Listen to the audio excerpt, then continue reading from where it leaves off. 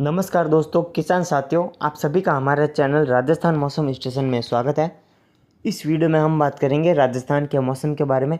अगले 24 घंटों के दौरान कैसा रहेगा राजस्थान के क्षेत्रों और ज़िलों में मौसम, और वहीं बात करेंगे मौसमी प्रणालियाँ अभी कौन कौन सी बनी है और जो डिप्रेशन बना है बंगाल की खाड़ी में उसका ट्रैक क्या रहेगा। तो वीडियो में हम इसी की चर्चा करेंगे, तो वीडियो में बने रहें। तो सबसे पहले हम बात करते हैं जो है देश भर में सक्रिय है, कौन कौन सा अभी सिस्टम जो है अभी देश भर में सक्रिय है। तो आप लोग स्क्रीन पर देख सकते हैं कि एक पश्चिमी विक्षोभ जो कि कमज़ोर रूप में है वह पाकिस्तान, हम कह सकते हैं कि उत्तरी पाकिस्तान से अब जम्मू कश्मीर की ओर बढ़ा है और उत्तरी पहाड़ी हिमालयी राज्यों से आगे बढ़ चुका है। ये अब चाइना की तरफ इसके जाने की संभावना है। ज़्यादा कोई खास बारिश नहीं हुई है, लेकिन फिर भी जम्मू कश्मीर, पंजाब, हरियाणा के उत्तरी भाग और हिमाचल प्रदेश में कुछ खंड वर्षा या फिर कुछ एक तेज़ बारिश की गतिविधियाँ हो सकती है। ज़्यादा कोई बारिश की संभावना ऐसी नहीं है इस पश्चिमी विक्षोभ से।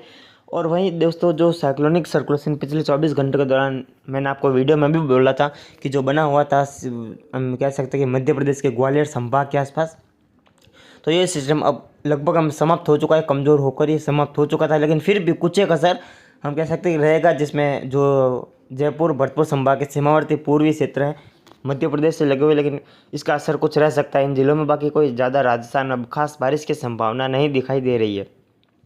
हालांकि आगे बारिश बढ़ेगी सितंबर के दूसरे सप्ताह में, और तीसरे सप्ताह के शुरुआती दिनों में अच्छी बारिश होगी राजस्थान में। तो उसकी चर्चा भी हम इसी वीडियो में करेंगे।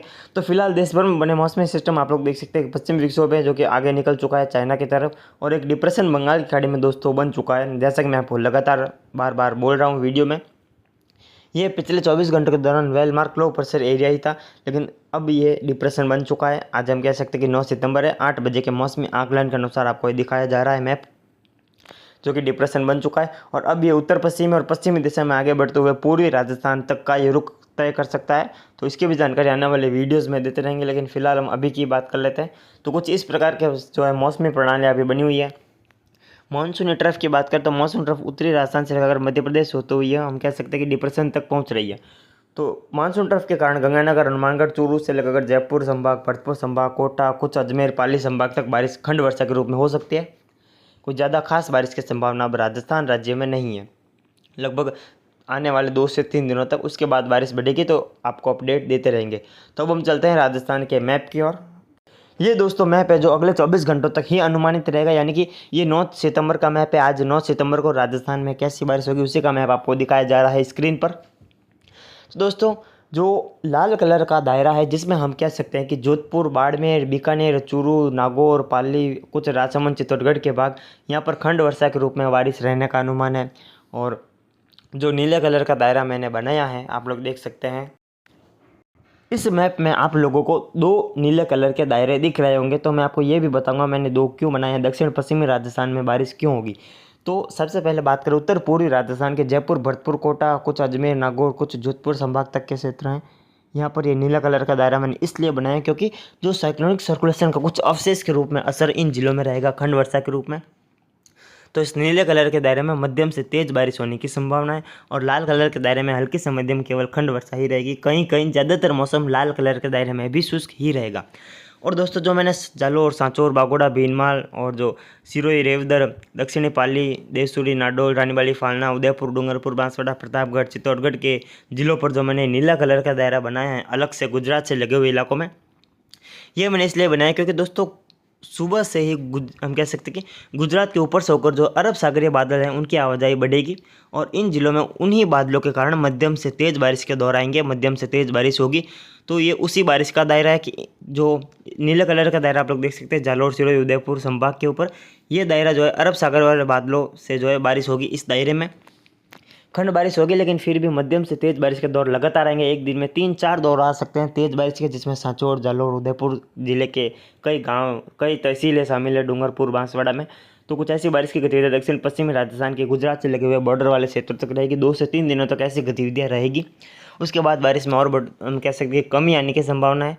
और जो दोस्तों, जो श्रीगंगानगर, हनुमानगढ़, बीकानेर, फलौदी, पश्चिमी जोधपुर और जो जैसलमेर, पश्चिमी बाड़मेर, गढ़ा रोड के इलाके हैं, शिव और कुछ बालोता के पश्चिम भाग, यहाँ पर मौसम लगभग शुष्क रहने की संभावना है।